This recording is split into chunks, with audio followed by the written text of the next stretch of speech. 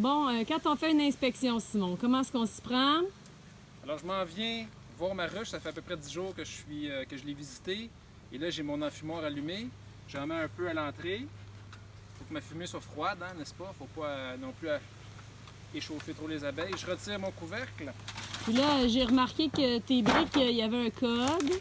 Mes briques me servent à savoir si ma ruche s'il y a une reine et la force de la ruche, si ma ruche est malade ou si elle est en santé. Quand je craque ma ruche, j'en fume tout le temps. Hein?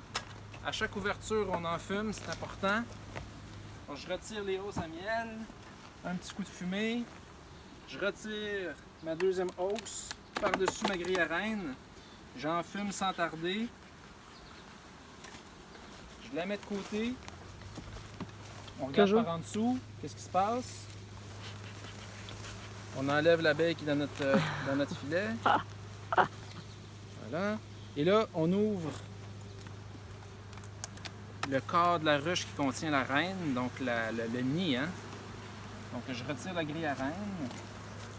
Juste avec déjà la fumée, on voit les abeilles sont allées vers l'intérieur. Qu'est-ce que tu fais? Et Là? là, ici, on a 4 cadres de couvain. On sait que le nid est ici principalement. Là, ce que je vais faire, je vais prendre les cadres qui sont ici et je vais venir les intégrer dans le nid pour faire de la place pour que la reine puisse pondre. En ce moment, on est la mi-juillet. Donc, la ponte de la reine a un peu descendu, mais va reprendre avec l'arrivée de la verge d'or dans un mois. Alors, il faut déjà préparer le nid pour l'hiver. Et je répète, on est mi-juillet. Il faut préparer les abeilles qui vont traverser le long hiver québécois. Je vais essayer de zoomer pour que vous puissiez voir comment ça se fait que Simon, juste en un coup d'œil, il est capable de dire qu'il y a du couvain. C'est qu'on voit quand même, si on porte une attention, là, on voit que c'est du couvain. C'est pas du miel, c'est pas vide. Donc, puis je fais juste aussi vous rappeler que quand on dépose les ruches, on les dépose toujours sur un couvert pour que ça touche directement au sol. OK, bien, vas-y, montre-nous comment tu fais, là. Alors, ici, je vais aller vers là où il n'y a pas d'abeilles pour ne pas en écraser. Donc, je retire un cadre de rive, il n'y a rien. Et là, je m'en vais tout de suite au nid. Je m'en vais dans le vif du sujet. Je ne m'éternise pas sur les cadres périphériques.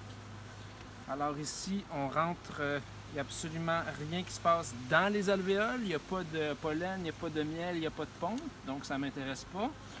Alors, pour connaître l'histoire, il faut aller voir ce qui se passe dans les alvéoles.